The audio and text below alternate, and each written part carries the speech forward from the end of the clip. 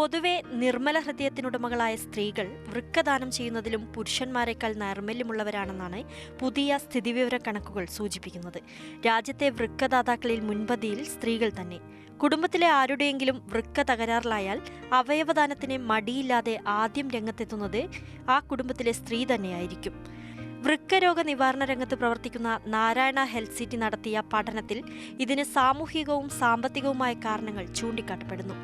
കുടുംബത്തിന്റെ സാമ്പത്തിക ഭദ്രതയ്ക്ക് പുരുഷൻ കൂടുതൽ നാൾ ആരോഗ്യത്തോടെ ഇരിക്കുന്നത് അഭികാമ്യമെന്ന സാമ്പത്തിക കാരണമാണ് ഏറ്റവും പ്രധാനപ്പെട്ടത്. Of course they are working, but if you see a large segment ഞങ്ങളുടെ ഡോണേഴ്സ് ഒക്കെ നോക്കിയാൽ they are not working. Her husbands are working. So then said, why can't I come forward? I am sitting at home. Why don't I donate? വൃക്ക ദാനം ചെയ്യുന്നതിൽ മഹാരാഷ്ട്ര, ഛത്തീസ്ഗഡ്, കേരളം എന്നീ സംസ്ഥാനങ്ങളിലെ സ്ത്രീകളാണ് മുൻപന്തിയിൽ.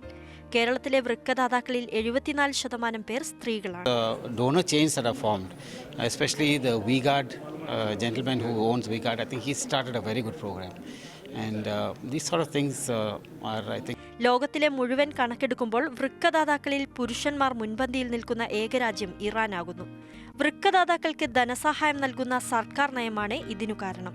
ഇതുപോലെ തുടർ ചികിത്സാ സഹായം നമ്മുടെ രാജ്യത്തും സർക്കാർ നൽകുകയാണെങ്കിൽ വൃക്കദാനം ചെയ്യാൻ നിരവധി പേർ സന്നദ്ധരാകുമെന്നാണ് വിദഗ്ധർ പറയുന്നത്.